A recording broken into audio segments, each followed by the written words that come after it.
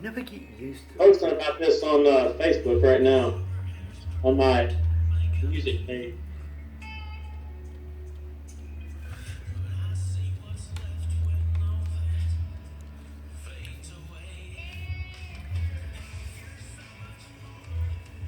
So how do you find living in Nashville? Frustrating and amazing at the same time. It's it's a love it hate it kind of town. It's not a town to be broke in, that's for sure. Yeah, believe But me. I understand. I used to stay in Newport. oh yeah, really. Mm. I stay out in Hermitage actually. So I honestly I try not to go downtown unless I have to. Yeah. Believe me, we do that in every city. Yeah, exactly. But I mean, every now and then it's fun to go down the strip and hit up Legends or Honky Tonk Central or something. Absolutely, absolutely. Anyway, let's get ready to go to air. I'll just put you through to the desk.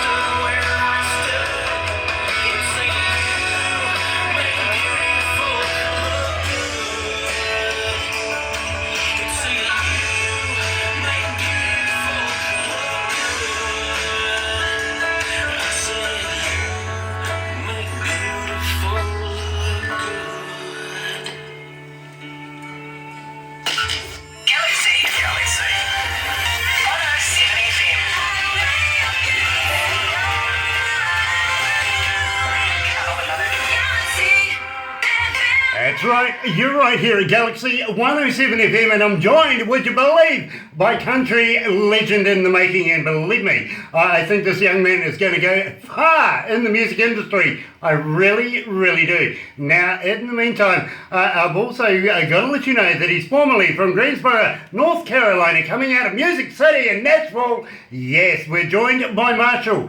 Good afternoon, sir. G'day.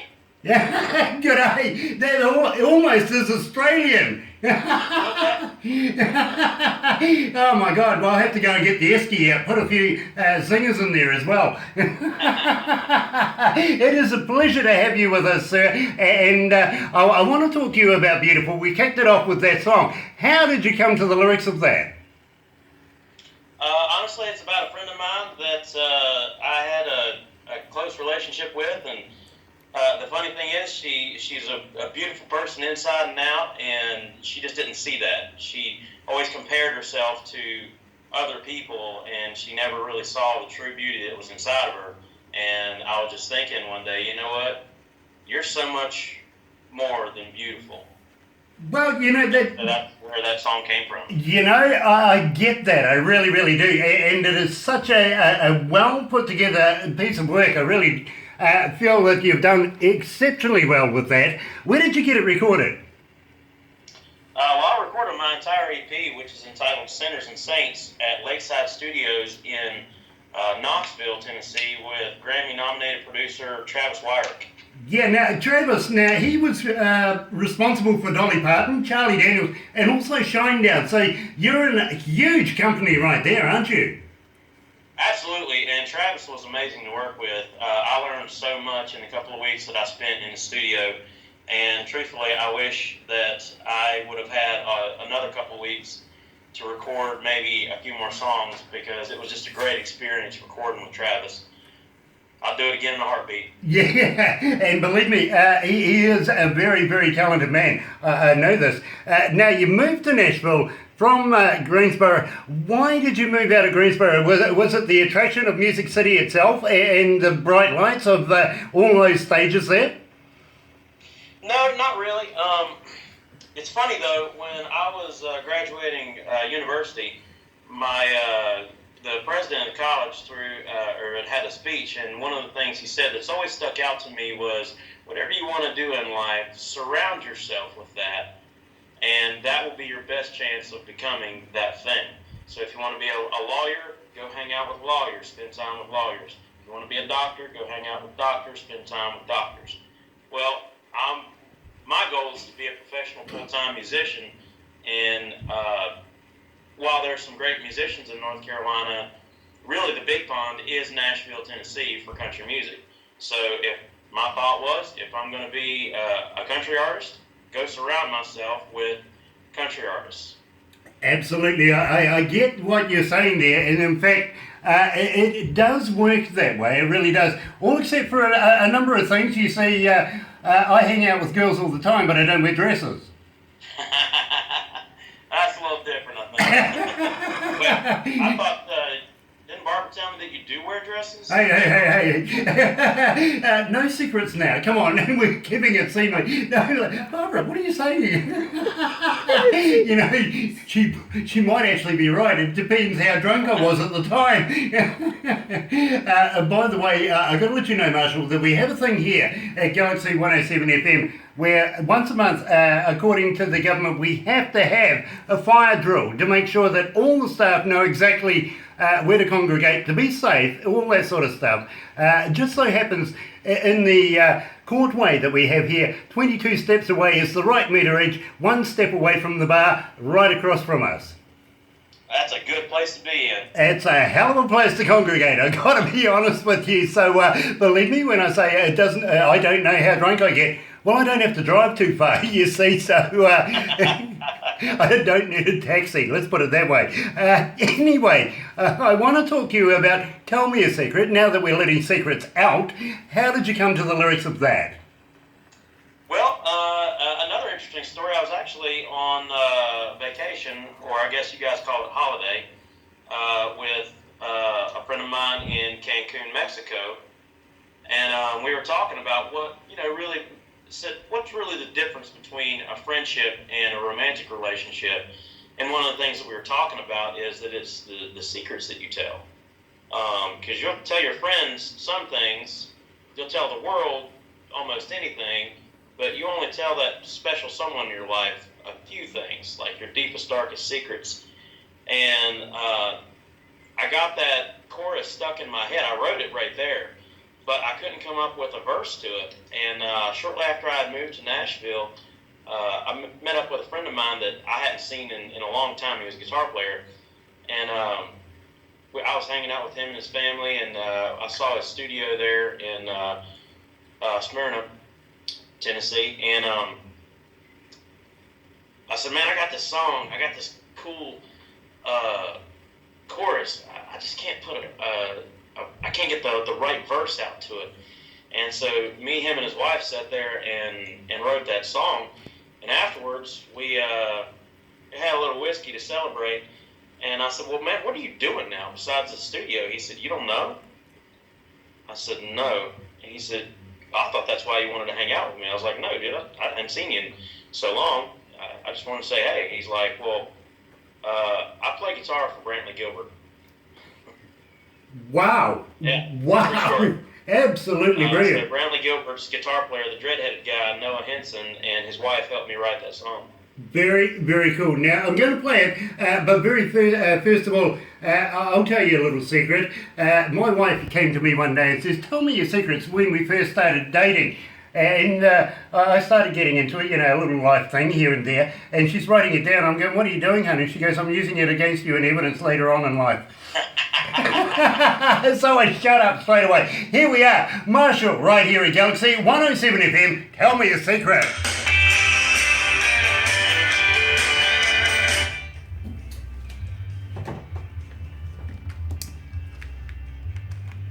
Yeah, true story. Yeah, so was mine, actually. I was actually hoping to get a chance.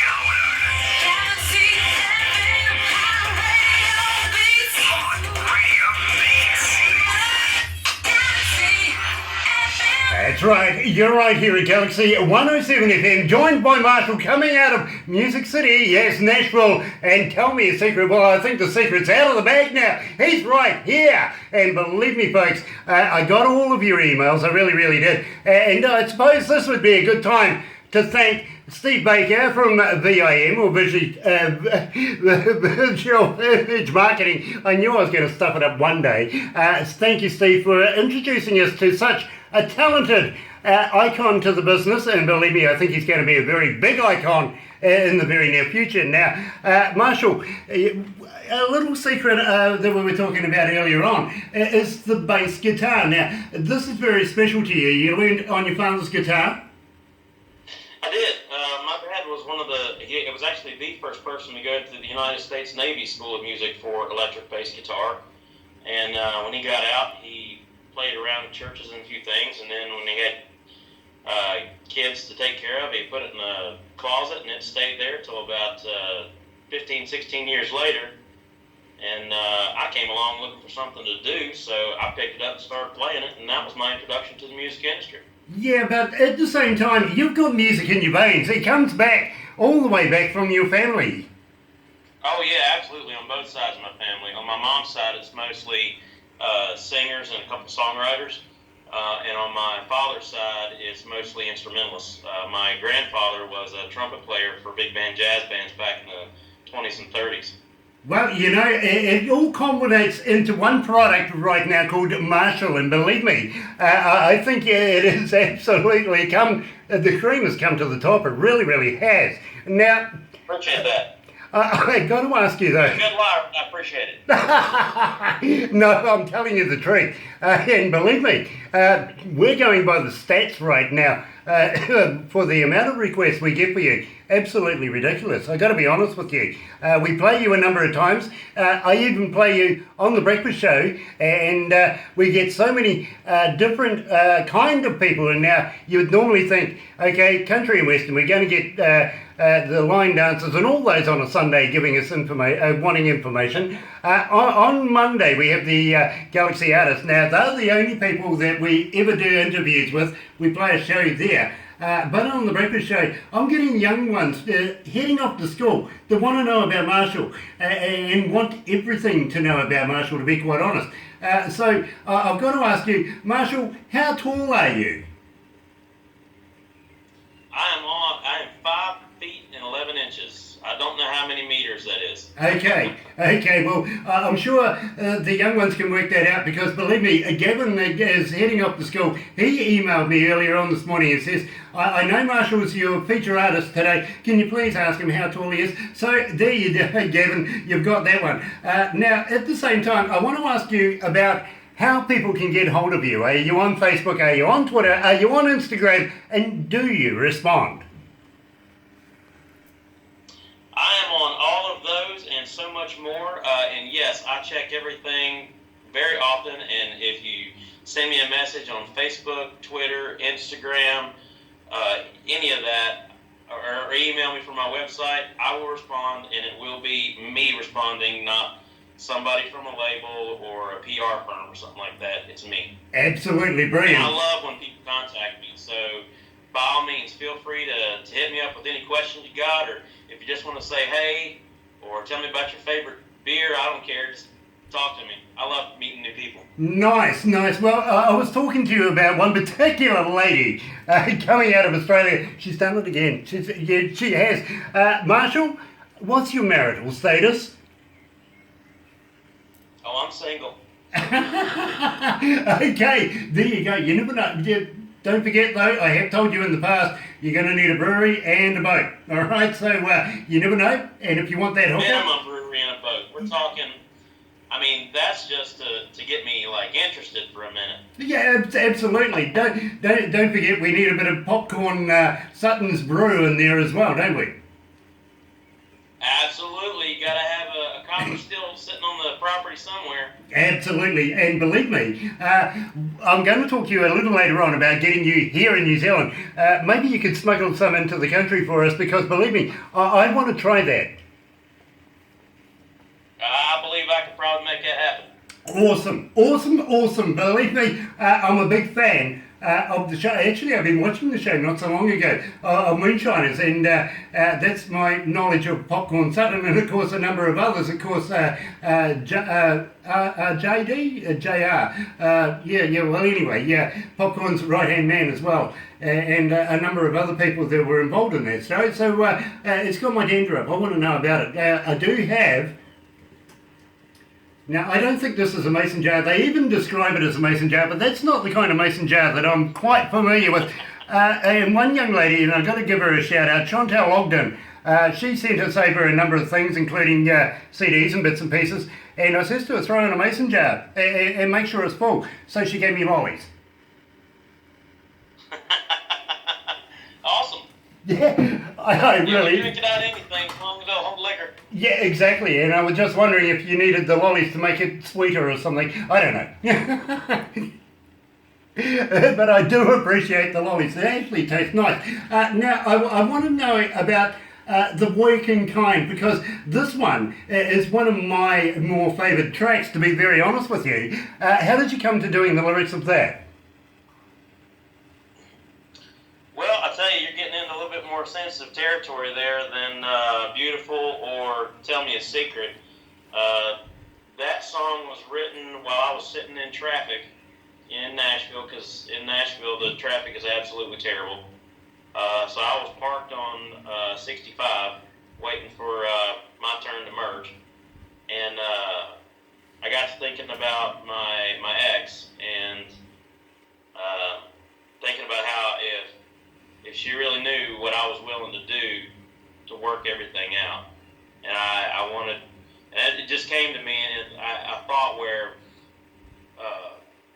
my hands are the working kind, my boots are the working kind, and so is my love. My love is the working kind.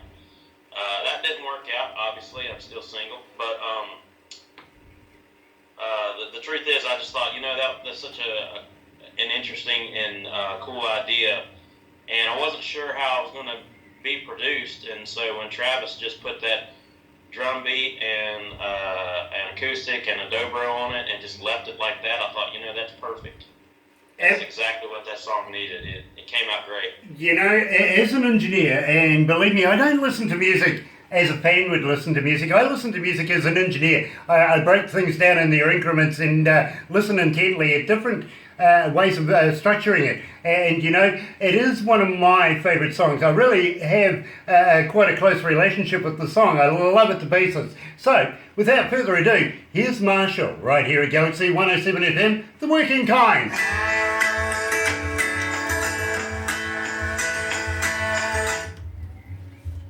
It's getting hot up here. It really is. Wow. Are you comfortable there, Marshall? Yeah, I'm good. Nice, nice. I don't know if our connection's doing that great, though. It looks like it's degraded a little bit. Oh, okay. If you have problems, let me know and we'll come out and try and hook up again. How does that sound? Alright. But yet again, I feel sorry for you. You've got to look at this face anyway, so we can blame it on that, can't we? Right now, it's just a blurry blob there, so... Yeah, that's me. That helps. Yeah, no, that's me. I'm usually a blurry blob.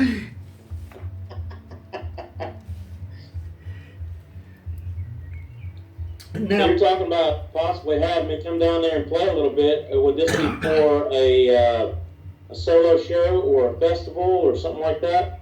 well, what I'll do is I'll have a talk to Barbara and Paul from Do It Management and see what's available, because believe me, right now with the stats going the way they are, we're coming into summertime very, very shortly, but I think we'd have to look at 2018, at least, because we're again running out of year, if you know what I mean. So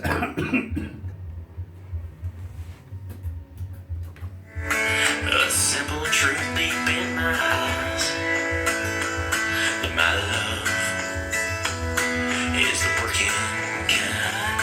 My love is the working kind.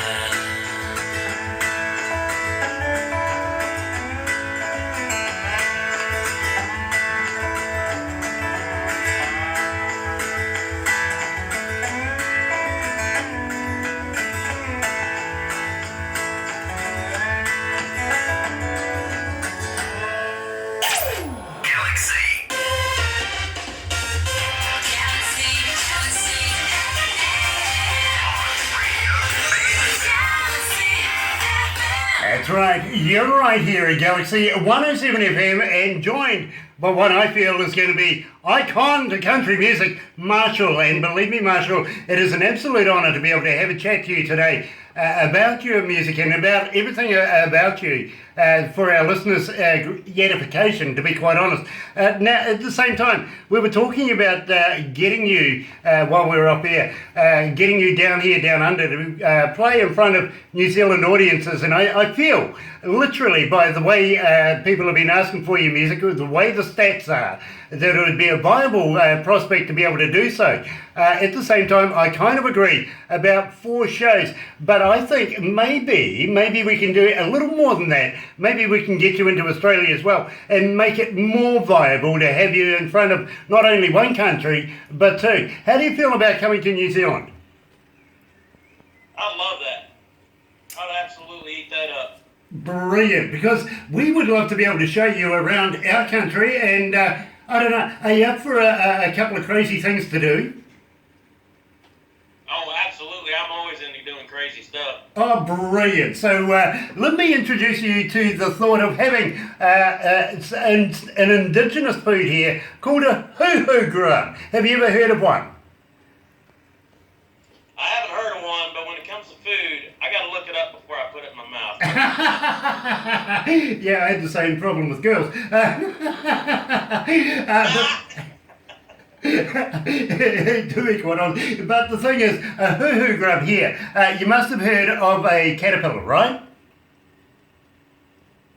Yeah. Okay, this is a bit bigger. In fact, it's a lot bigger. It's white with a black head. Now what you do is you put the body in the mouth, you rip off the head, don't eat the head, it's yucky. But when you crunch down on it, it's like a creamy peanut butter. All right. Now, you know what? I'll I'll try anything once. That's cool. That is cool. I like that. You see, Barbara was even zooming in on the face. She expected a little crunchy face right there. But nice one. Very, very cool. At the same time, I got to let you know, Marshall, that we do a thing where we take everybody down the South Island and, I don't know, we'll throw you off a bridge. I mean, as long as there's a big old rubber band attached to me, I'm cool. Absolutely. It's called bungee jumping. And of course... Yeah, I'll do bungee jumping. Why not? Nice. And of course, you're not Australian, so we'll have to attach the bungee.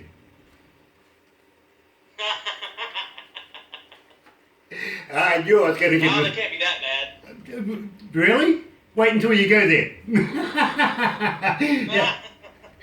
You know what an Australian pimp is, don't you? I don't actually. Okay, that's a sheep farmer. Okay. I shouldn't say that because Barbara lives out in the country and does raise sheep. Yeah, but I don't see her on Auckland streets on a Friday night. About to get smacked up beside the head. Believe me, she's done that a couple of times and gets away with it and has the support of my wife doing it as well, which really is insulting, I think. But in the meantime, another fellow that comes out of Nashville, Tennessee is Tommy Steele. For Christmas, I'm actually sending him some blow-up shit. He loved the idea.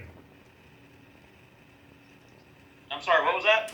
Another fellow that comes out of Nashville, Tennessee. His name is Tommy Steele. I'm actually wearing his shirt right now. I'm sending him a couple of blow-up sheep for Christmas. He loves the idea.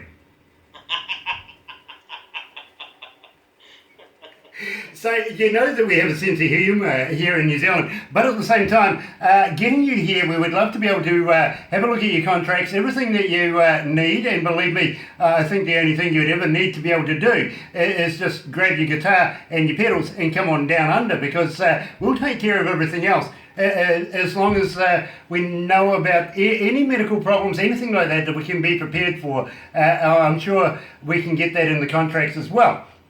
At the same time, we will take you to Australia and we'll introduce you to some of their cultures over there as well. Unfortunately, they don't know how to spell beer. They have a thing called 4X.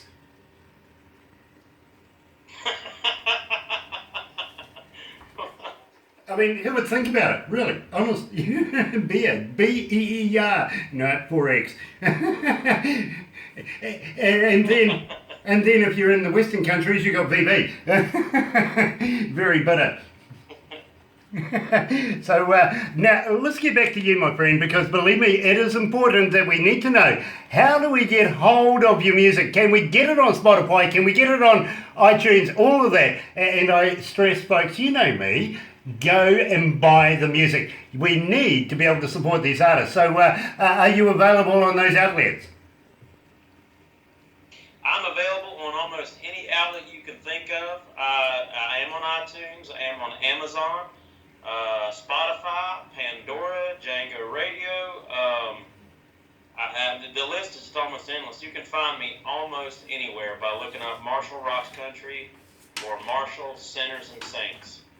If you look those up, you will find me. And absolutely, yes, as an independent artist, the money for any album you buy does go directly to me, and I can't stress enough how much the industry looks at things like how many Spotify spins I'm getting and how many sales I'm doing. Several artists recently have gotten their big record deals because a few thousand people went out on the same day and bought their album all at once. There you go, folks. There's your hint. Go and get a Marshall track. Go on, go and download it now. Get the credit card out. Go out there and help Marshall get to that deal. We want to see him moving on up the ladder. And believe me, Marshall, I really want to be able to see you through the years. And I know you're going to be around forever and a day and a superstar, much like, I don't know, Garth Brooks, for instance. I kind of hold you in that fame. But at the same time, I got to be honest with you, my friend. When I read this morning, I was a little nervous. I thought, oh my God, this guy's going to be extra good. His music's good, but he's going to be extra good now. Speak to me. You are, well, you know, you are on www.discjockeyglobal. That threw me. That really threw me. And that's at, of course, Speak to Me at Marshall Rocks Country. Tell me about that. Speak to Me is one of the most personal songs that I've ever written, and it means a whole lot to me because I wrote it actually on my way into the studio. I hadn't even met Travis for the first day yet, and it was 8 a.m. in the morning. The sun was coming up in my eyes, and it just dawned on me, you know, here I am. I'm not even really an artist yet. My 3 fans include my mom and dad, and maybe one other person I randomly met, but I really didn't have anybody that I knew that was going to buy the album, and I was getting ready to sink a lot of money into it, so it dawned on me that I'm doing this to say something to the world, and whatever it is, I need to make sure, whatever it is that I have left to say, I need to make sure I say it now. And I put somebody very important to my life in my mind, and I started talking to them like they were sitting right next to me, and what came out was the song Speak to Me. And when I got into the studio, first thing I did was grab a guitar and hammer out the chords to it, and I had already delivered a bunch of songs to Travis to choose from to do the album. And I said, man, I know we've kind of chosen our songs, but check this out. And I sang him what I had, and he said, that's going on the album. You need to finish it. And it ended up being really a lot more powerful of a song than I thought it was going to be. And it still kind of gets to me sometimes when I sing it. So it's a very important song to me. And at the end of the day, I mean, it's pretty self-explanatory. It's about somebody giving you a silent treatment and how that doesn't really fix anything. And when the album was kind of done, I thought, you know, if I do have something to say on this album, that's it. Being quiet and trying to, I guess, out-anger somebody by not talking to them just doesn't help. It doesn't fix anything. No, you're right. So I really believe the song, and it is one of my favorites. You know, you're quite right there, and it shows you're wise beyond your years, to be very honest with you. And I know the tracks that we've been playing have been heartfelt, and believe me, they've been responded to by our audiences here at Galaxy 107 FM. So I've also got to let you know, Speak to Me is the #2 requested song here at Galaxy. So without further ado, here's Marshall and Speak to Me.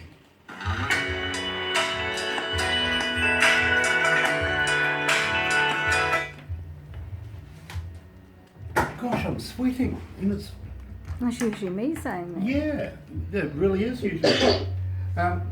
Sorry, my friend, I'm actually sweating. It's the middle of winter here. Near the end of winter. Winter? I thought it was summer down there. No, not yet. We've believe me, summer starts about December, but really it starts about February. And then it lasts for a couple of months. Okay. And then we're back to misery. But you're coming into winter very shortly, aren't you? The summer's running out over there. Yeah, I think technically we're into fall now. If not, then it's just right around the corner. Right. Which is my favorite time, because one of my things I like to do is hunt. And it's deer season, so I'm excited about that. Nice. Where we are here in Kokodo, we have a number of cities just around us, and believe me, we all come from, the staff here all come from Auckland, which is the biggest city that we have in New Zealand.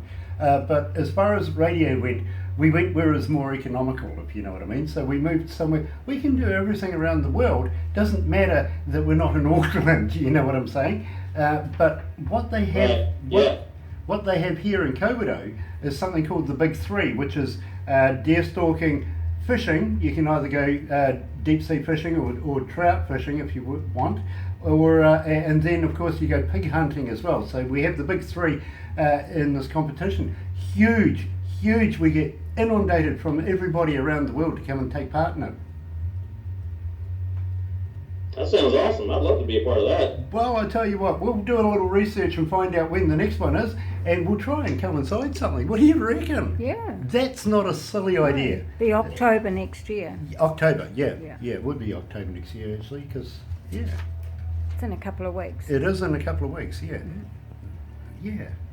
Let's tee something up. Now, what I want to ask you as well is about gigs and everything coming up.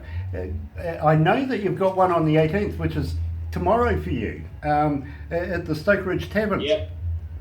So should we give that a bit of a plug as well? Try and get as many people from your region, and believe me, there's a lot of people out of America right now listening to us. So should we try and get a few more bums and seats and standing room only? That would be great. I don't think that's going to happen at Stoke Ridge. It's a pretty small place, and it's just an acoustic gig. I'm more excited about, I've got two on November 4th in North Carolina. One is for a charity benefit for an animal rescue group, and the other is just, it's a regular full gig at night. If we can push those, that'd be great. But I mean, any and all of them, I'll start listing them off. I don't care. Can I just cut in there because we're running out of time? We'll go back to the desk.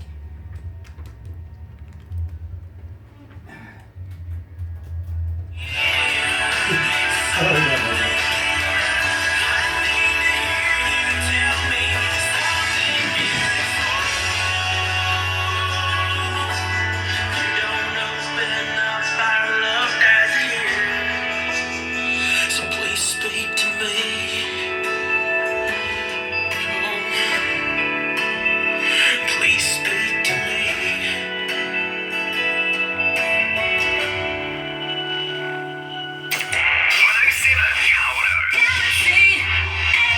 That's right, you're right here at Galaxy 107 FM, and I'm joined by Marshall Jones. Marshall to everybody, and believe me, he was speaking to us. Now, we were talking just briefly about hunting. You're a big hunting fan.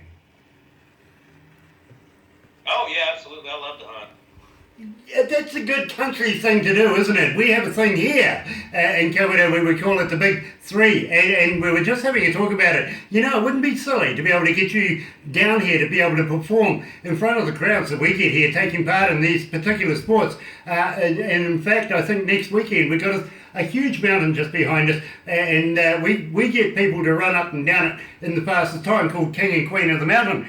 Fools, I take a helicopter, to be honest. I'm not that good. So we must get you involved here in New Zealand, and especially here in Komodo. We even have rapids where we have canoeing races and all sorts of things. So I think you would love just our little picturesque area. We are surrounded by forest. We have a mill, which is our biggest contribution to employment here. And of course, then there's us. So we would love to be able to have you here. Now, at the same time, I'm going to talk here very, very briefly about the magazine that we're associated with, which is Crank It Up Magazine. Now, John Rain, who owns the magazine, makes movies at the moment. He's been having a little hiatus, but he is coming back very, very shortly, and we'd love to be able to get you into the magazine. 2 million plus subscribers so far, and we can get that a little bit of extra coverage for you. Now, in there, literally, you find people who do not only agents, but promoters, and also people who throw in festivals, all sorts of things, and a lot of bands that we've been promoting and putting in there have been getting not only recognised, but a lot of work. Speaking of which, I know that you've got a gig tomorrow night, 18th over there. It's the 18th here today, so it must feel funny talking to the future. But at the same time, you got a gig at Stoke Ridge Tavern in Oak Ridge. Now tell us all about it, and what have you got planned after that? Well, since I'm speaking in the future, I've already done it, and it was a great gig. No, it's just a small, intimate place in North Carolina. and it's just an acoustic kind of thing. So it'll be a really great time tomorrow night. I got a few others coming up in November, also in North Carolina. One's for it's a benefit for an animal rescue group, and the very same night, we're heading off to Mebane, North Carolina, to play at a place called Drifters. Oh, okay. So now, are you going to be part of a full band, or are you just going to be doing it by yourself? The 2 in November is going to be full band, but tomorrow night in Oak Ridge is just me. You know, I've got to ask you this on a personal level, to be very honest with you. Now, let's set the scene. You know, the crowd's there, the band's on stage, the lights up, the mood, the atmosphere is just pumping. Just before you step out, do you get the butterflies, a little bit of nerves? Nah, I've never been nervous when it comes to being on stage. I learned a long time ago that people want to like you, you just got to give them a reason to do it, and to do that, all you got to do is just be yourself. So, I've never really gotten nervous. You know, I do, to be very honest with you. I can perform in front of 30 to 130,000 people, no worries. It's just the 5 or 10s that really freak me out, to be honest.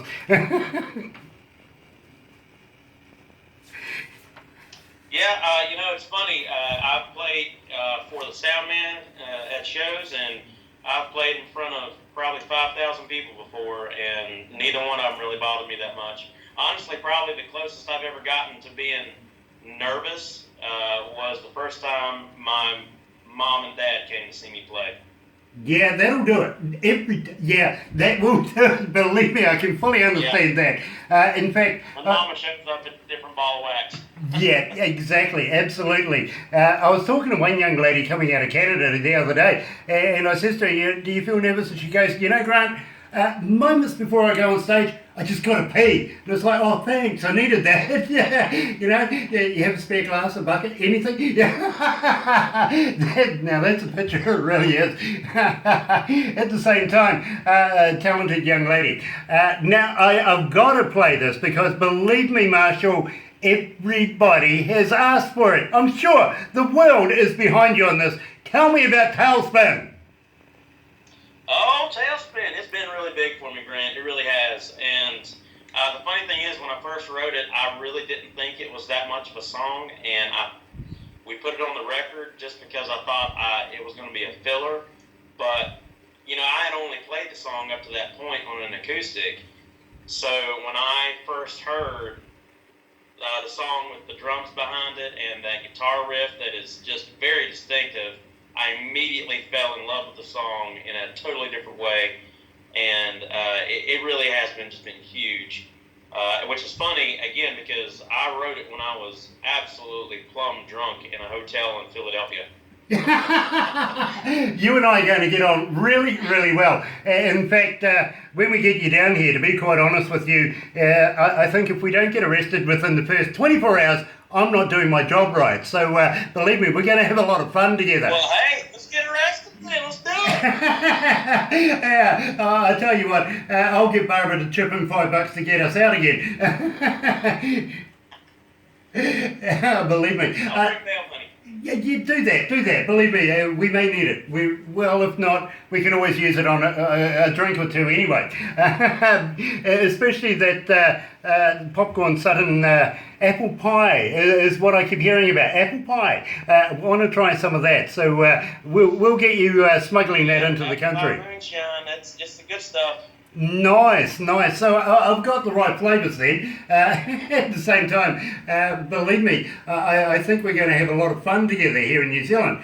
Now, who were your interests when you were growing up? Who did you draw your music and knowledge from? Who inspired you?